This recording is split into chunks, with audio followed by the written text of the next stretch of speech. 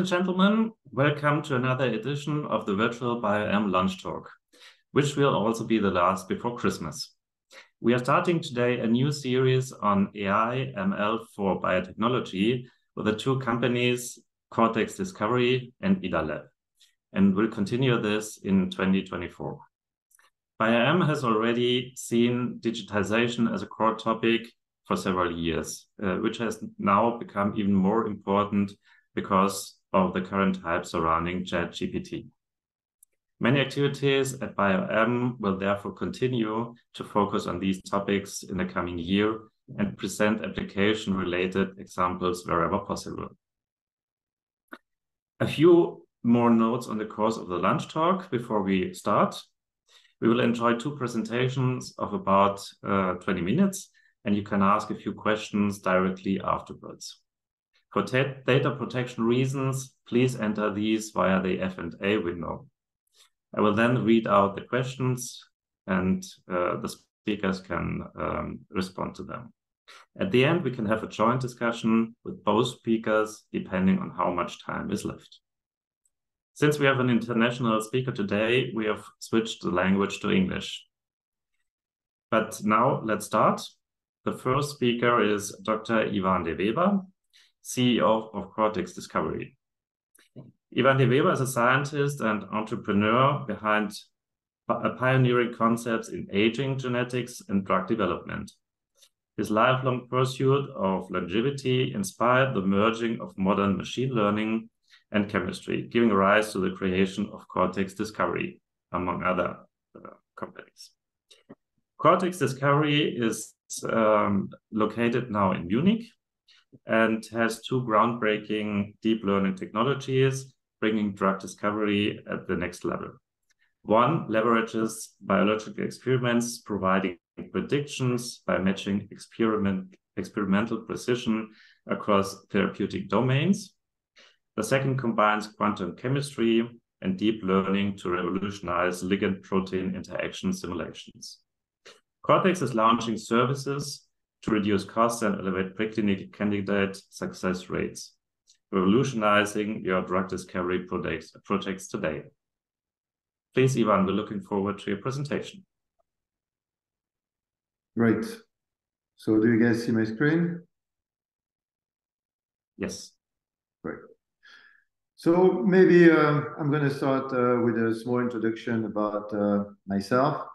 And my business partner. So the story started about 35 years ago. We were 10 years old. I told him I wanted to live forever, and he replied that he would rather find a solution to develop an AI that would subsist after humankind. So 15 years after I completed my PhD in the field of aging genetics.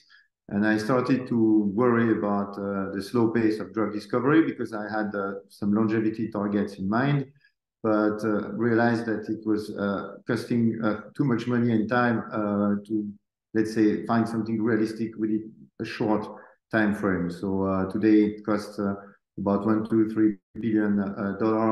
Takes 10 to 17 years to select only 1 out of 5,000 preclinical candidates. It is worth also noting that 40% of the cost of drug discovery I spent in the preclinical phase. That takes 2 to 5 years. So that's where I decided to focus, most specifically in cheminformatics. And in the meantime, there has been a few drugs that were developed with the help of in silico method. This was not really a breakthrough, but it looks like it's getting a little more cost effective. So I really investigated deeper, and I was realizing that most people are still using old machine learning methods. It's basically chemists trying to do math. So I contacted my old friend who was back in the time professor in quantum information.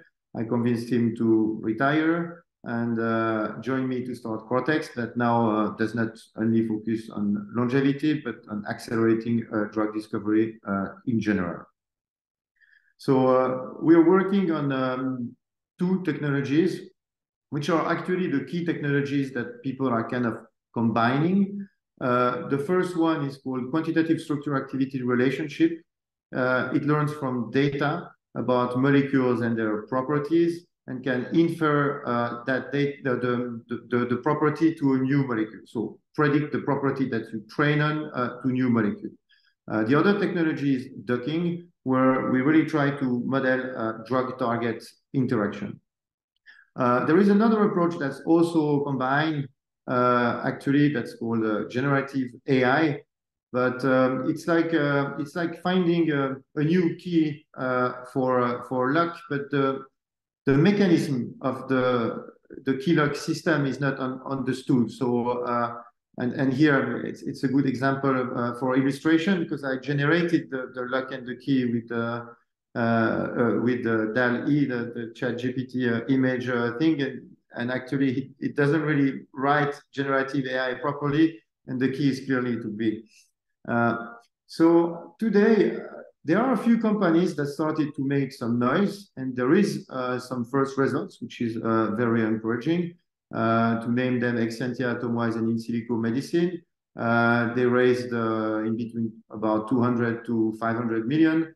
Their value is in between 600 million and 1.1 billion. They are combining the two technologies, actually the three technologies that I was talking about. And this year, the first AI-generated drug, which is an antifibrotic, entered the human trials.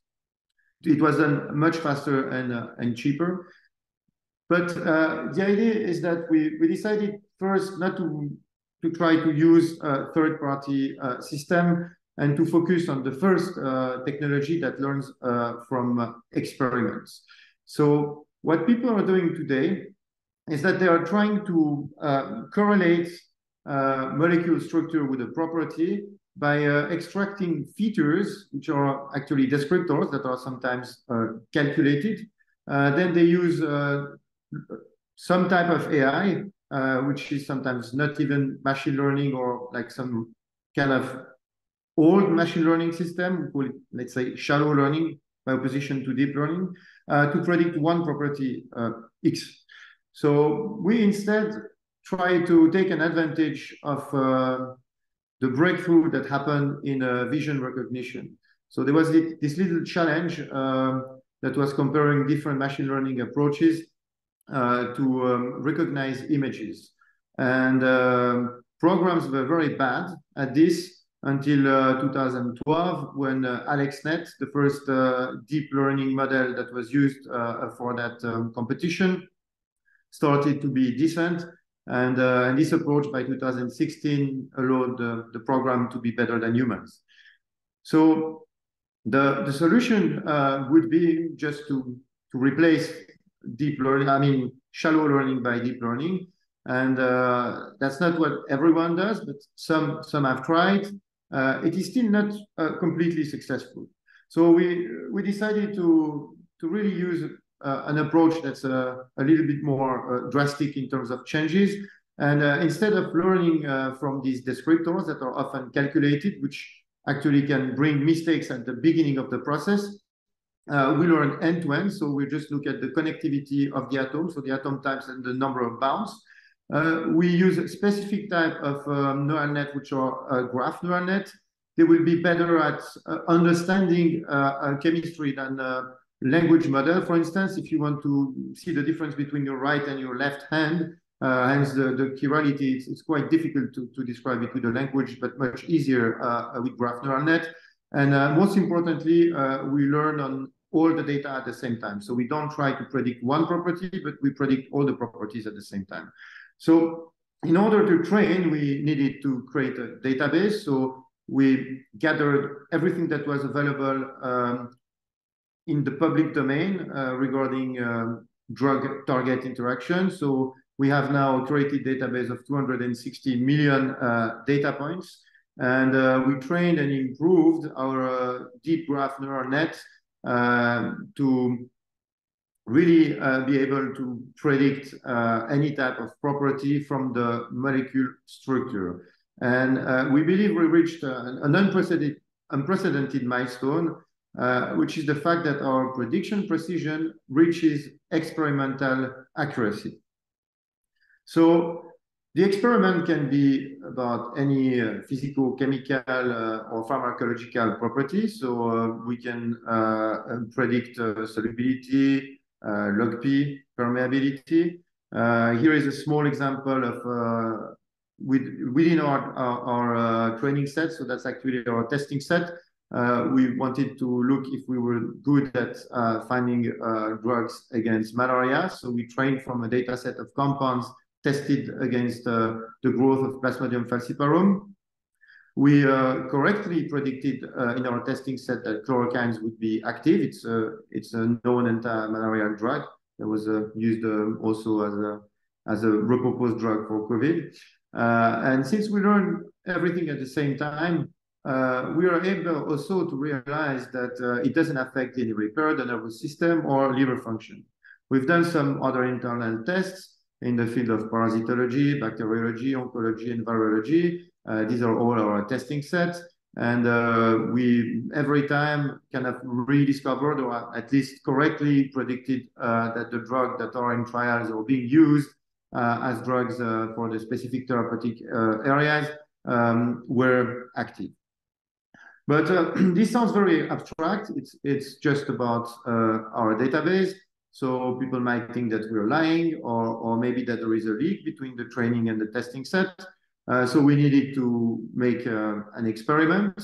We did some experiment actually on COVID. It was during COVID. We had a data set about compounds inhibiting SARS-CoV-2 in infected cells. That data was not tremendous in terms of quantity. So since we are able to learn about many features at the same time, we also looked at in our database host proteins that are being hacked by the virus and screening available in that field, and also directly viral proteins. And since we can predict also toxicity and fluorescence, we made some algorithm which enabled us to choose our 6 best guesses regarding all drugs that were never tested for COVID, but that were in trials, in human trials for other purposes. We sent these 6 compounds to Aarhus University, and 5 out of the 6 compounds were actually antiviral and non-toxic. Now we have 2 of them that have been testing in different strains, different cell lines, also in 3D human tissue culture, and that work from the prophylactic and the therapeutic perspective. We also have done some proof of concept with Stanford University, where we also discovered some new antivirals. Then another interesting experiment that we have done, that was mostly a test. We were given a data set about compounds selectively killing cancer cells. We had access to only 80% of the data. The data was non-public. And we were as good as the experiment at predicting the activity of the 20% remaining compounds. And we've done a last proof of concept. That one we unfortunately had to pay for it. So we committed to send our predictions to the company before the screen. We were looking into the library where we thought there would be the largest number of HIV GP41 inhibitors. We predicted there would be about 22 hits in the library. And in our top 10%, we discovered like we had 20 out of 22 hits. In our top 3 compounds, we had 2 hits. And the probability we get there by luck is about 1 out of a billion. So the technology works. Also, we started to look a little bit into the molecules to see if the neural net is able to generalizing. And we were happy to realize that the compounds that are in the training set and that are active are less similar than the inactive compounds from our training set. So we can really find molecules with completely new features. And that leads us really to the practical side. What we can do regarding drug discovery, the first step being hit discovery, is that we can really decrease the size of high throughput screening. Typically, people would test about 500,000 compounds for about $1 million. What we can do is reduce that to 10 times less compounds to be screened. But then when we when the system is learning good enough from it and able to reproduce the accuracy of the experiment itself, of its reproducibility, we can screen all commercially available compounds, which is 23 million, which is basically enabling us to get about 5 times more hit. It would be much more, but that's really following the process that they do, and because they only retest 1,000 compounds. That's a little too technical, I guess, regarding these screenings.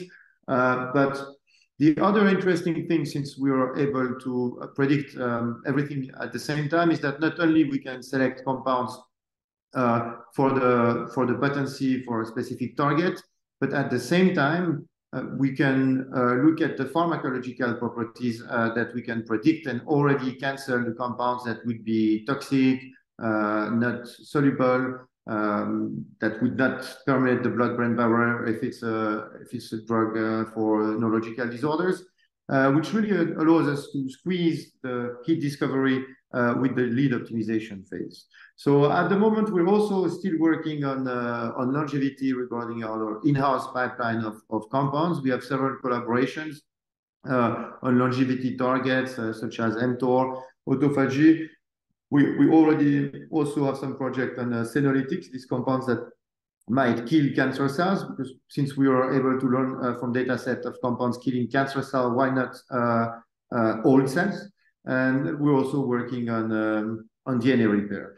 The last thing I wanted to quickly talk about is docking, because we are also working on docking. The technology is not ready, but there, instead of learning from crystallographic data, we are taking an advantage of deep learning and are actually using it to approximate quantum chemistry force fields. And we have a first milestone, which is a prototype for conforming molecules, and we learned that way, and we are able to conform small compounds faster and more accurately than the state of the art.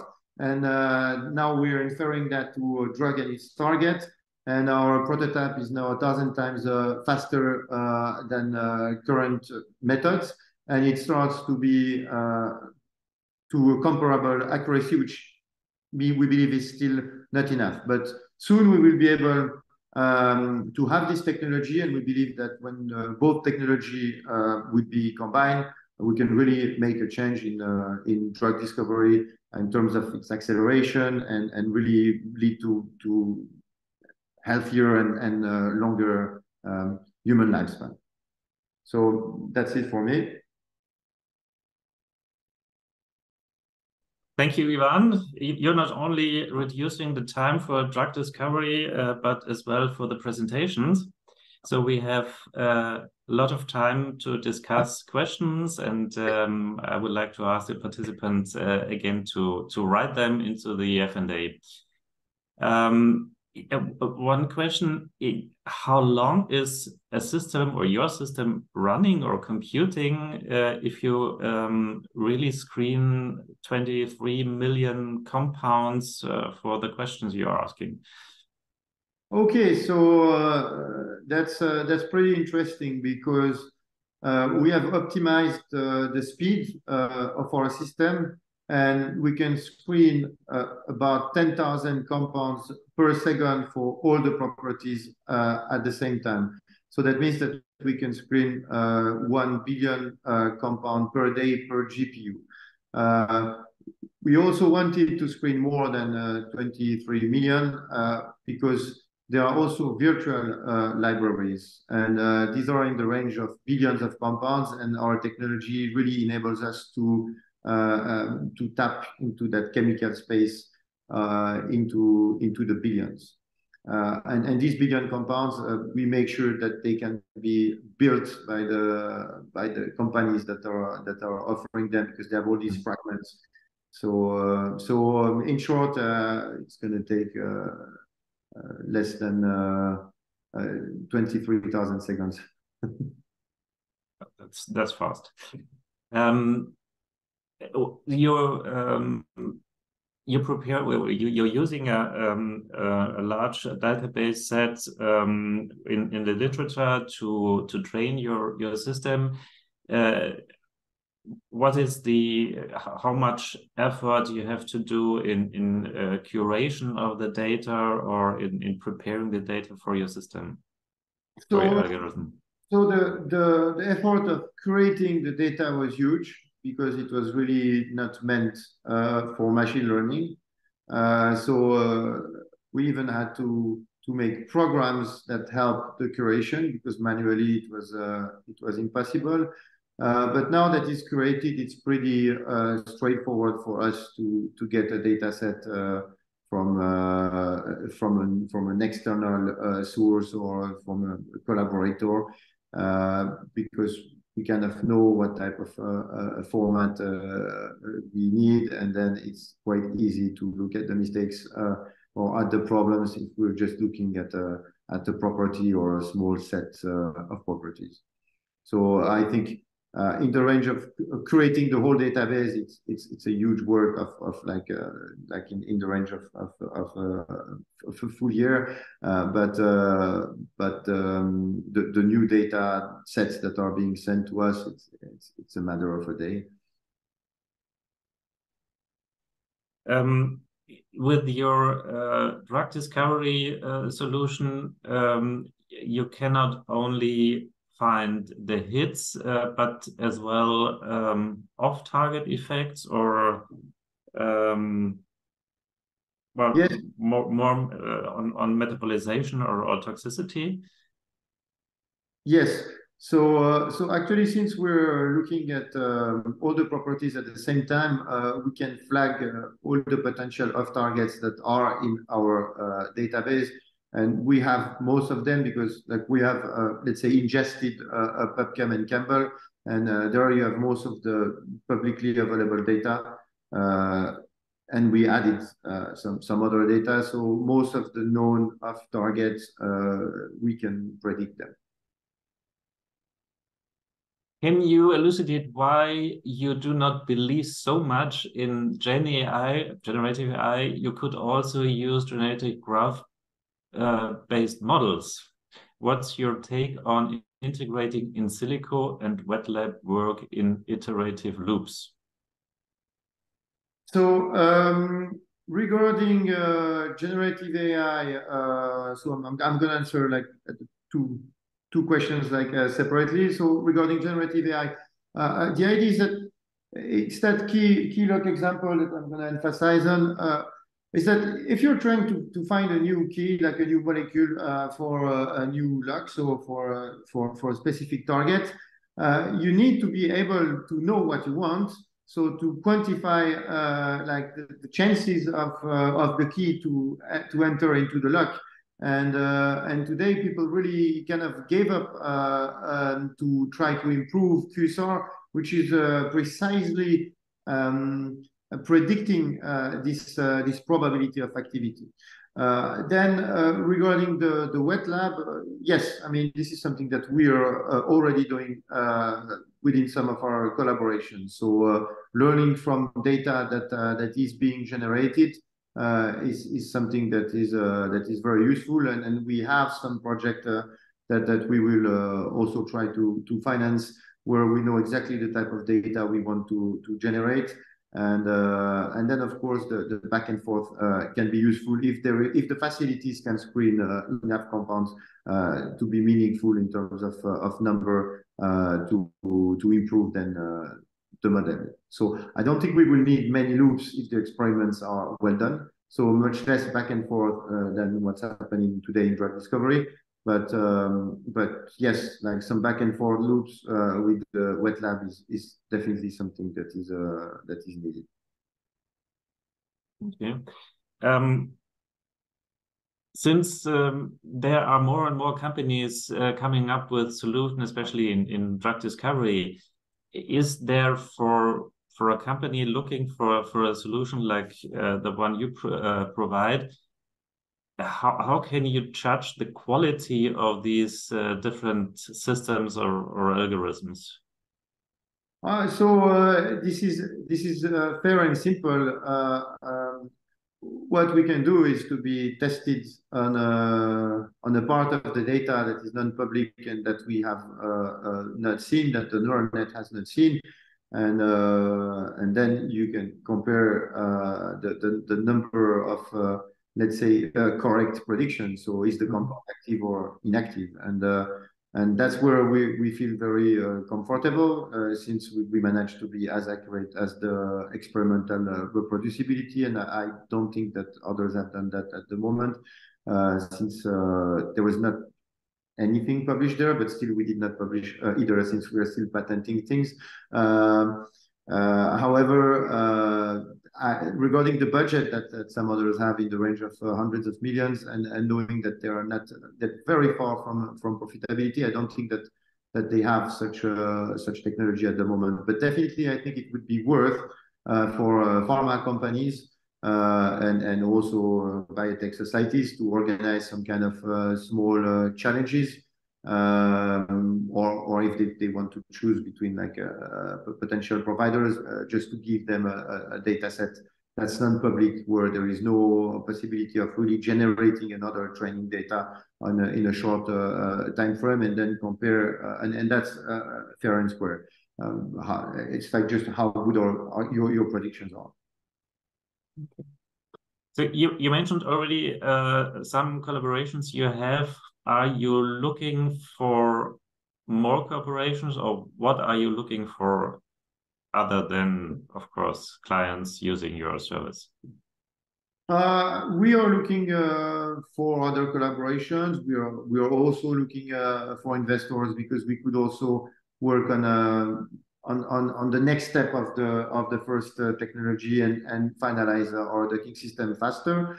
But I am definitely looking for collaborations within the realm of DNA repair, because we have a lot of data about DNA repair, but it goes the wrong way. So usually people are trying to find compounds that increase DNA repair in cancer cells. But what we would like to do is that screw DNA repair in cancer cells. And what we want to do is to find compounds that enhance DNA repair in cells in order to slow down the aging process. And generating such a type of data is something that we are looking at, and that's the only collaboration that did not really start effectively, in terms of like we don't have the facility now that can do it and that has the finance for that. So that's something that we're very interested in. And any type of collaboration with companies that work towards longevity or age-related disorders is something that we would be happy to start. Thank you again for now. I think we switch to the second presentation. Our next speaker is Julian Beimes, Senior Associate by IDA.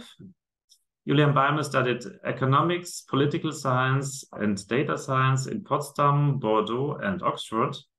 He has been working as a data science consultant at IDA for over 3 years and has supported pharmaceutical companies, medical device companies, and biotech startups in the use of AI. Currently, he is also an external PhD at Charité in the field of medical informatics. The company IDA is located in Berlin and is a consulting company and service provider that supports companies in the healthcare and life science sector in the use of AI, from strategy to implementation and active operation. Their customers include companies like Roche, Hotspot Therapeutics, and Biotronic. So we're looking forward to your presentation. I think we have to switch the... Yeah, so Ivan, if you could stop screen sharing, I would like to share my presentation.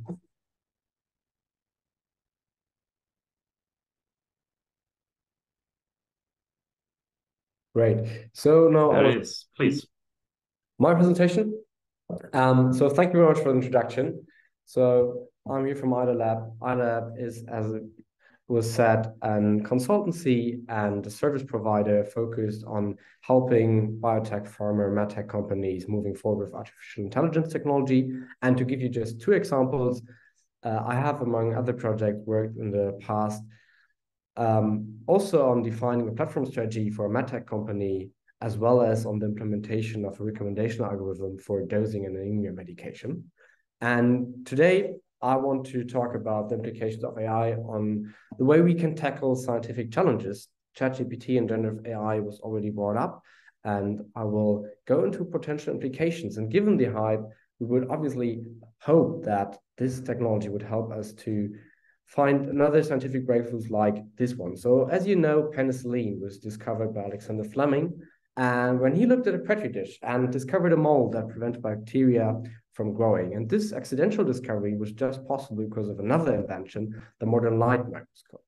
As you know, science did not stop at this scale, and photos like this one were taken. We probably don't recognize much, but many of you will likely see that this is the famous so-called photo 51, which leads to discovery of the DNA structure. And again, this also would have not been possible without another new technology, this case, the X-ray crystallography. So these are well-known examples for the importance of technology. And given the impact of technology on our everyday lives, there were even people hoping that technology could bring us world peace. So there are at least 3 technologies people have pinned their hopes on. One was telegraphy. And there's, among others, a poem by Rudyard Kipling. And similarly, it was hoped that air travel in Esperanto would bring people closer together. This didn't work out, but all these technologies, apart from Esperanto, which remains a niche, have changed the world, but in a very different way than was expected before. So, long story short, technology shapes, obviously, science and society, but often less predictable than we hope. What does it mean for the new technology that we can see now, and we can already see the impact on science while it happens? So there are numerous papers about artificial intelligence, and it's not just STEM, it's also in social sciences and humanities, leading to 2 questions. What is different actually, and what will be the effect? So for some scientists, this discussion is pretty annoying because they have used computers and data and statistics for decades to distinguish causation from correlation, noise from effect. And while statistics will remain super important, there are crucial differences. Often AI is seen as some sort of clever algorithm, so people debate about advantages and disadvantages of like transformer models, etc. But while the algorithms are without doubt important, there are 3 other reasons we see this current boom. So first of all, it's the sheer amount of data that we have today to train our models, which increased by orders of magnitude in the recent years. Second, we have more complex data, so it's no longer just tables, maybe text, but also video, graphs, sound, protein, structures, etc. And third, we have finally the computational infrastructure to use AI and find patterns in complex big data not possible before. So let's look at one example of what that can mean. While we discovered antibiotics back then with the microscope, we can now find novel ones using AI. You all might be familiar with the story of halicine, where researchers at MIT used a computer model, earlier version of an AI algorithm, and suggested that halicine could be repurposed against E. coli bacteria.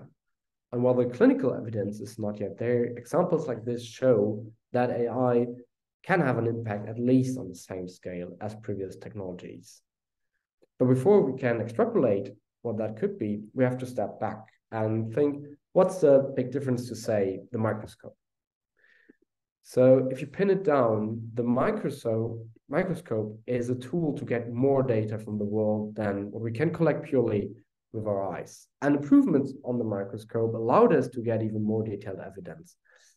AI is not providing us with new data, it is more of a knowledge processing tool. And generative AI especially can be more compared with, let's say, writing or the printing press.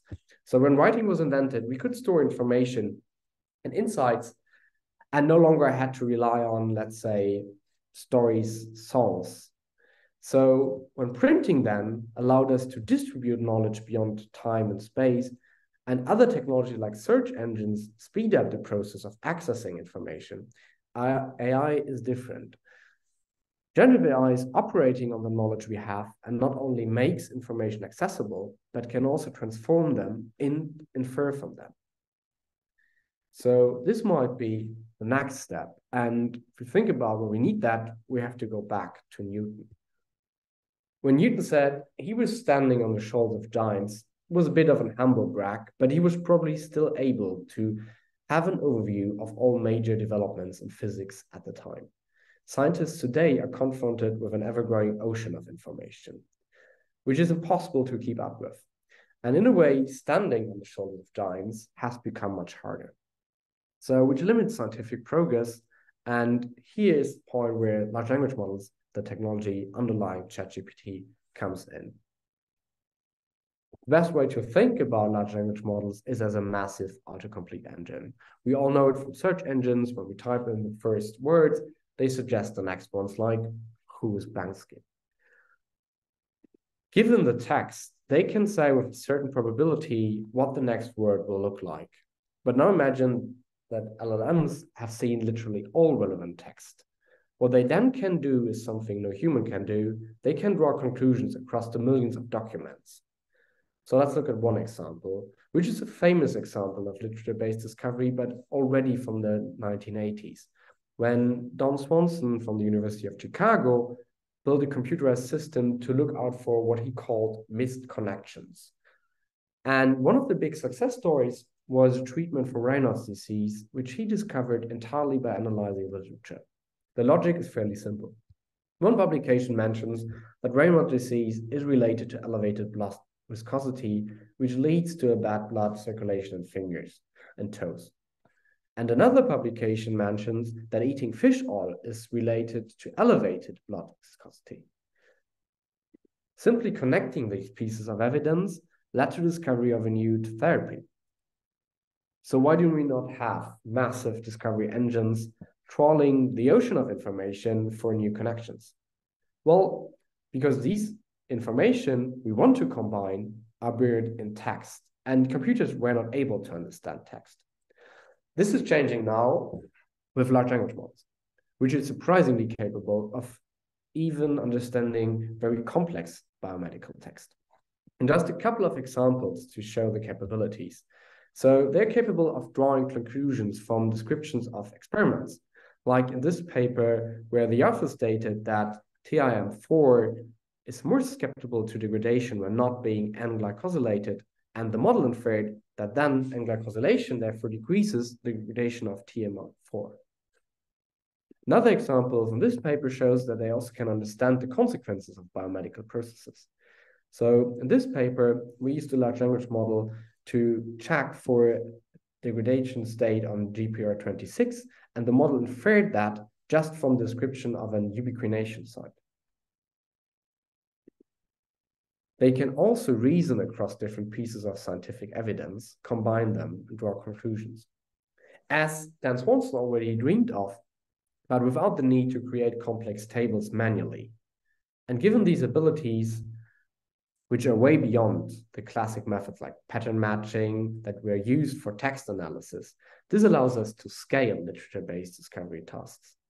So to look at one example, this one is a simplified one for finding targets in immunology. We usually would have certain criteria we want to be fulfilled by a target. And these can be things like whether the target is linked to C-cell autoreactivity, among others. What we would like to do ideally is just look this up, but the information we want to see is not stored in a database usually. And also we could, of course, go and see all these tons of information in scientific literature, but the numbers even of abstracts just become quickly overwhelming. What we now can do is using large language models to build a text mining engine, ground them, and extract information on the level of a trained human, but on scale, where we could take all the relevant literature and create something like a map of evidence, where you can look at, from a bird's eye perspective, the relevant part of the proteome and see the potential targets shine in a dark green. So we don't know what the implications of large language on science will be in detail. And there are even people say that this could lead to an industrialization of science. I'm skeptical, as discoveries almost by definition cannot be mass produced, but that aside, it's still useful to speculate what will happen so that we can shape it. One of the things we expect is the renaissance of the negative result.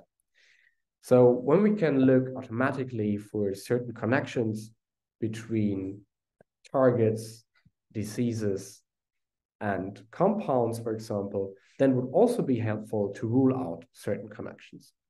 And while in scientific papers, there are rarely negative results, we can now reuse documentation of failed internal experiments, patent files, studies. Also, we will likely see a different approach to transfer scientific discoveries. In a world where we have these large knowledge engines, instead of starting with promising results from academic labs, we could do a more systematic demand-led approach, starting with the problem to be solved and then screening for publication with people for a possible solution. And while the implications on science are not yet clear, we can already see the impact on the freelancer market for certain jobs, for example, for writers. So we can see here that already after ChatGPT was launched, we can see falling wages, less work. But that will only mean that the labor market for writers will change as only new technologies destroy and create jobs. It also implies that AI, and especially generative AI, can radically drop the number of people needed to build something. So ideas will become increasingly less constrained by resources. And if software bringing down the marginal cost of distribution was impactful, imagine what's possible if generative AI can bring down the cost of creation. So when the microscope enhances the human eye, we can use AI to enhance reasoning, as it was already foreseen by Robert Hooke in the 17th century. And as one of the first humans who used the microscope to study microorganisms, he already hoped for something like an external brain. We're certainly not there yet, and we will maybe never be there, but we can already use models like large language models for literature-based discovery on a new level. Thank you. Thank you. I would remind you again to write some questions regarding the presentation into the F&A. So what are, you told us a lot about the literature and the amount which is now impossible to overlook. When or company, whatever, comes to you and would like to have a screening using large language models for the relevant scientific papers on a large scale, how long does it take to install that, and what about the costs? So setting this up and also the speed of these models for screening the papers is pretty impressive. So you can do more like 1,000 publications per minute with modern technology stacks. So even with a big number of papers, that is usually not the bottleneck. Costs were at the beginning a little bit, especially with the relatively high costs of set by OpenAI for GPT-4, for example. But now we can already see the race to the bottom, given all the other players like Google coming in, having models of similar capabilities with way lower prices.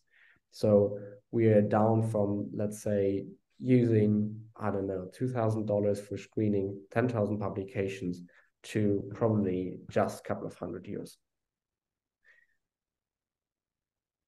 Okay.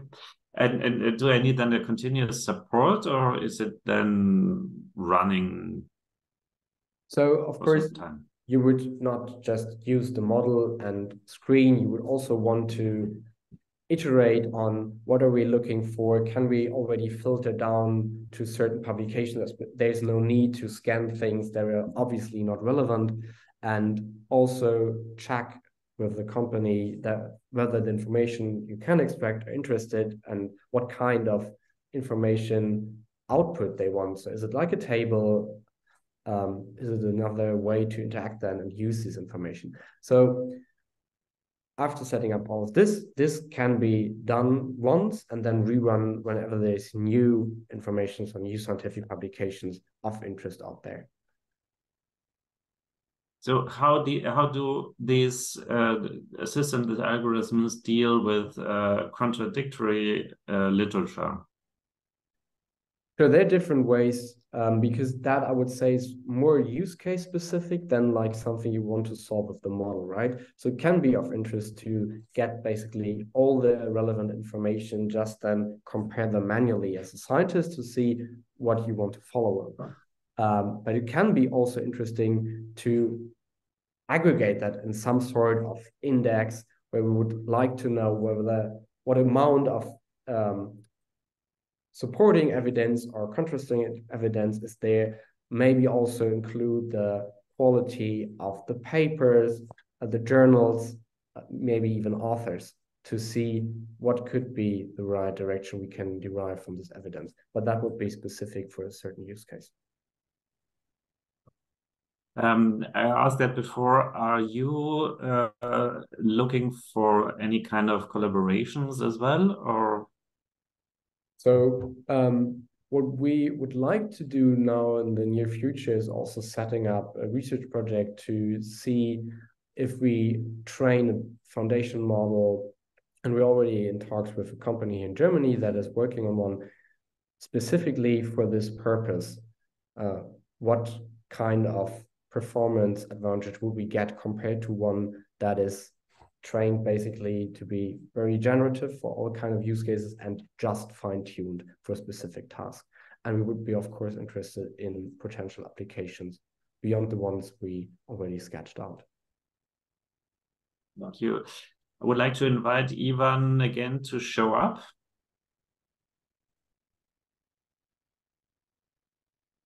Here I am. Do you have any questions to Julian? Or is there an overlap or an? No, I could make a comment because I was a little bit let's say spitting on generative AI, but that was not really the case. It was just in our drug target interaction that we believe that generative AI is not so useful when we don't have a drug target activity. But in general, generative AI is very useful, especially when we're talking about non-supervised learning, so for images, for instance. So there is a field that's quite interesting, and the language model are also pretty interesting for let's say browsing the data in a fashion that could be more specific than what ChatGPT is doing at the moment. So there would be definitely some good things there. So no, just not many questions, but I just agree. I think that what they're doing is cool as well. So maybe just one comment to add.